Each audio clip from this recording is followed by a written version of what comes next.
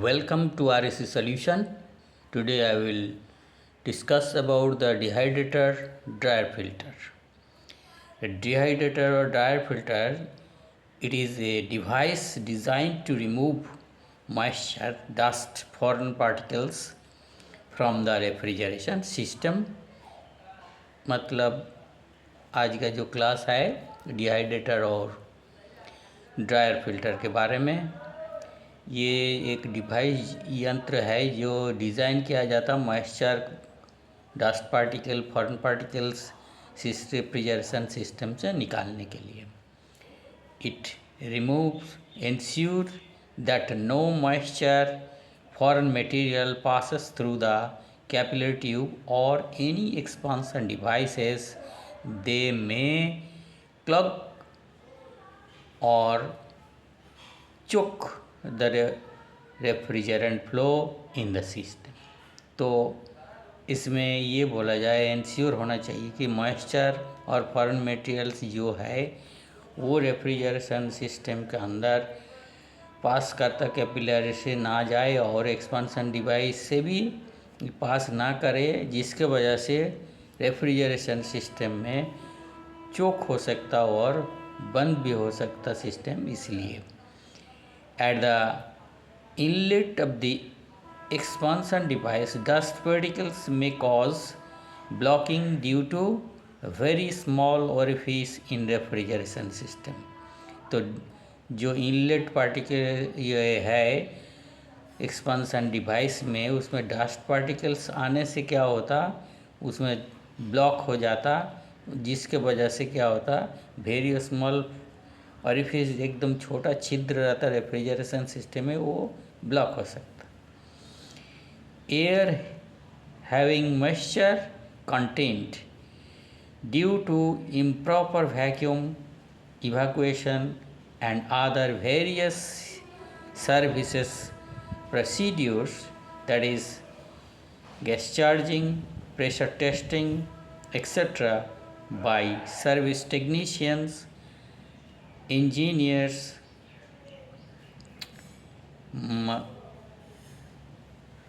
Moisture में enter into the system. तो इसमें जैसे बोला गया जे मॉइस्चर एयर में तो है, जिसके वजह से इम्प्रॉपर हम लोग वैक्यूम करते हैं कि इवैक्यूएशन करते हैं उस टाइम, और क्या है अदर वेरियस सर्विस प्रोसीड्यूर्स, बहुत सारे सर्विसिंग का काम करना पड़ता, जैसा gas charging, pressure testing etcetera.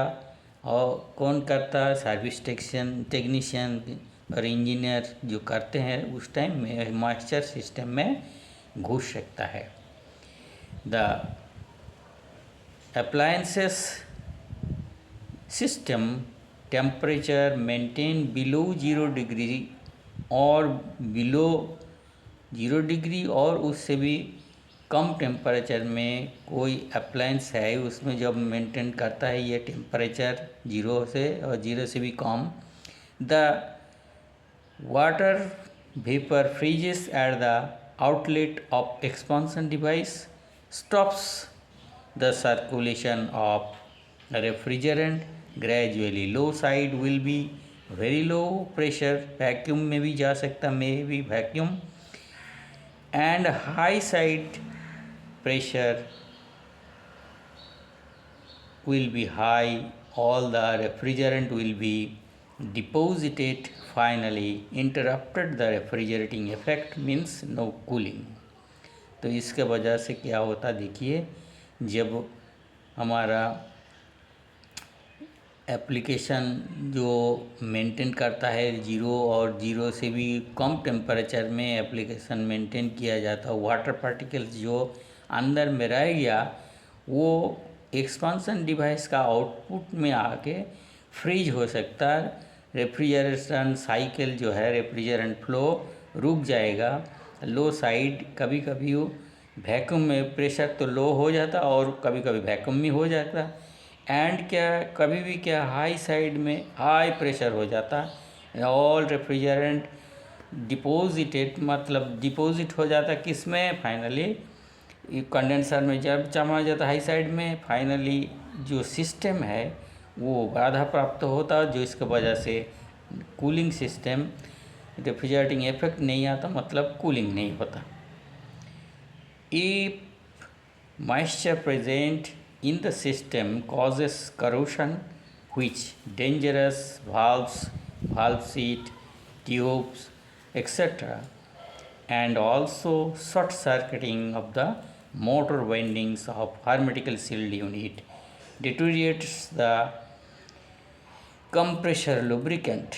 तो इसमें क्या होता, अगर हम मॉइस्चर सिस्टम में रह गया तो उसमें करोशन इफेक्ट होता, मतलब आयरन का जो पार्ट्स है उसमें जंग लग सकता, वाल्व्स जो है वाल्व में भी जंग लग सकता, वाल्व सीट में भी लग सकता, ट्यूब भी खराब हो सकता। तो और क्या है, उसको जो सील टाइप यूनिट है, सील्ड यूनिट में वाइंडिंग रहता, वो वाइंडिंग क्या होता, वाइंडिंग में शॉर्ट सर्किट हो सकता, जो पानी रह जाता है इसके वजह, जिसके वजह से लुब्रिकेटिंग ऑयल जो है, लुब्रिकेंट है, वो भी ख़राब हो सकता। So we need moisture free system, जिसके वजह से हमें मॉइस्चर फ्री सिस्टम चाहिए। जो भी है टाइप्स में जनरली 2 टाइप्स है, नॉन रिफिलेबल और रिफिलेबल। यहाँ पे हमारा 2 टाइप का जो है उसमें बोल रहा नॉन रिफिलेबल।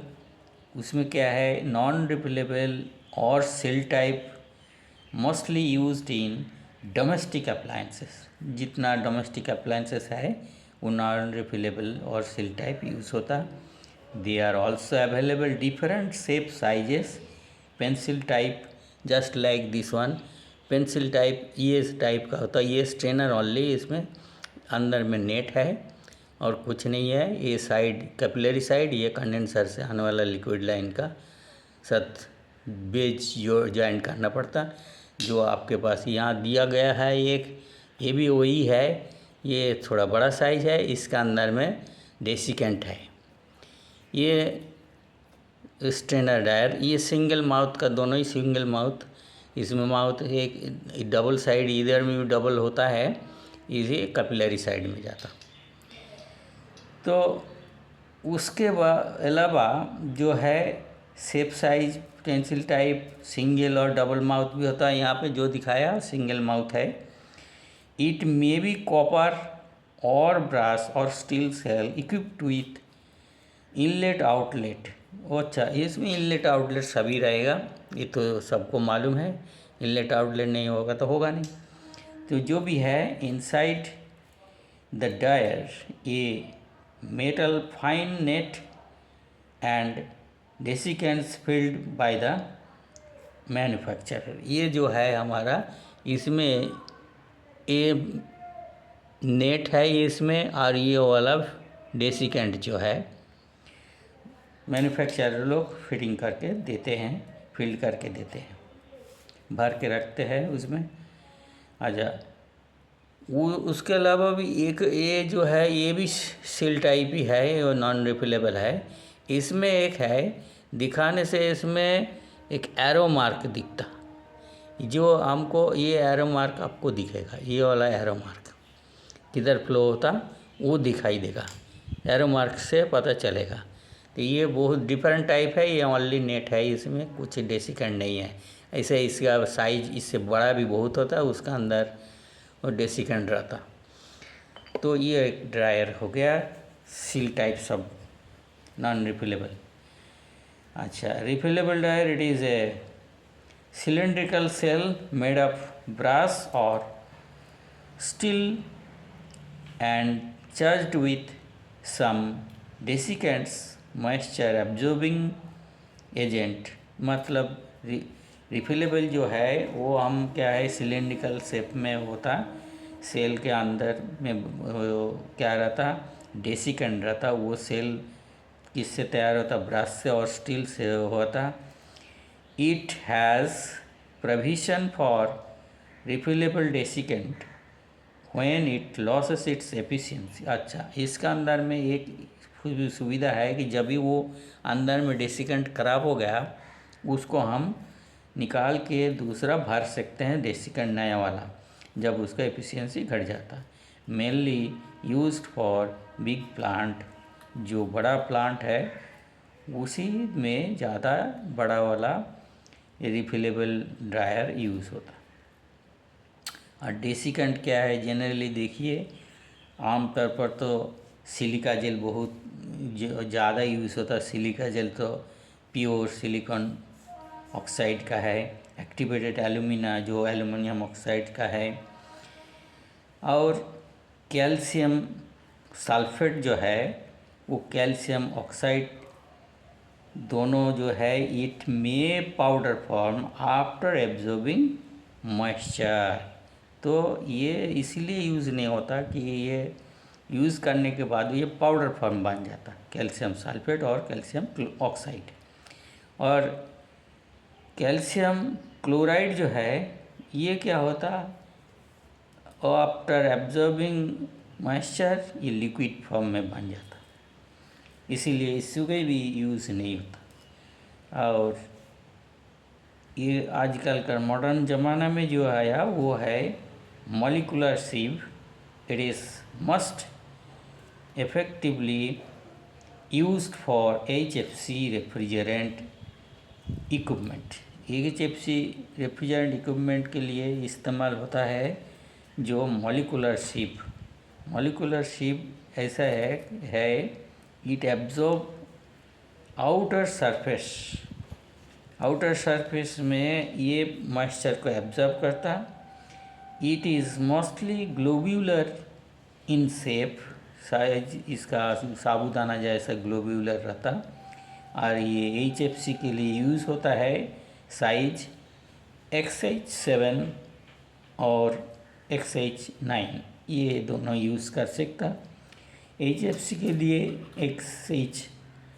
HC के लिए HC मतलब ये HFC के लिए तो XH7 और XH9, HC हाइड्रोकार्बन के लिए XH5 यूज़ कर सकते हैं। और जो है liquid line dryers are usually installed permanently are only replaced मतलब when the loss their effectiveness or a system repair.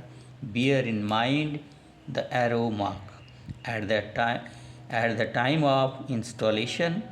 Arrow mark indicates the flow। तो हमारा ये जो ड्रायर है जब हम इसको ख़राब हो गया वो इंस्टॉल करेगा उस टाइम हमको रिप्लेस करेगा, रिपेयर करने के टाइम में उस टाइम हमें माइंड में रखना पड़ेगा कि एरो मार्क किधर लगाना है। इंस्टॉल तभी होता कि इंडिकेट करता है एरो किधर फ्लो होता। जस्ट आप लोगों को पहले ही दिखाया एरो मार्क, वो एरो मार्क देखने से पता चलता कि इधर से जाके इधर जाता, ये एरो मार्क इधर है। ये नॉन रिफिलेबल है, ये सील टाइप में यूज़ होता है। ये फ्लेयर फिटिंग सिस्टम है, इधर दोनों फ्लेयर नट लगा हुआ है।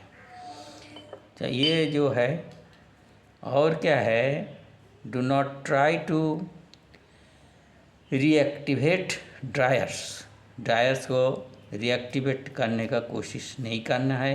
Keep the dryers moisture proof covered until it is installed. इसलिए ये मॉइस्चर प्रूफ टाइट करके दोनों साइड टाइट हुआ है। तो ये कवर में रहता जिसमें मॉइस्चर अंदर ना आए। If left open the mouth it will absorb moisture from the air. अगर माउथ इसका खुला रहेगा तो उसमें क्या होगा, मॉइस्चर अंदर आ सकता, इसीलिए ये खुला नहीं रखना। और मॉइस्चर के अलावा डस्ट पार्टिकल भी आ सकता, इसके लिए खुला नहीं रखना चाहिए।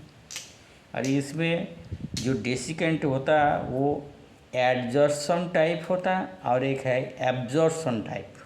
दो टाइप का डेसिकेंट है, तो वो इसका मतलब अलग अलग है। एक एडजॉर्प्शन मतलब आउटर सरफेस में ही वो कवर कर लेता है मॉइस्चर को, और एब्जॉर्प्शन AB जो होता है वो पूरा अंदर में तक वो मॉइस्चर एब्जॉर्ब कर लेता। ये हो गया हमारा डिहाइड्रेटर ड्रायर फिल्टर। और इसमें जो एक फिगर दिया गया है, एक कटिंग व्यू दिखाया अंदर में कैसे होता है। एक तो है इनलेट आउटलेट रहता है, एरो मार्क दिया इधर से फ्लो आने का है, इनलेट इधर होने से। और ये जो है नेट दिखाया, ये सिलिका जेल का है, ये कवर है, ये सारे इसमें दिखाया गया है। तो ये हमारा ड्रायर फिल्टर।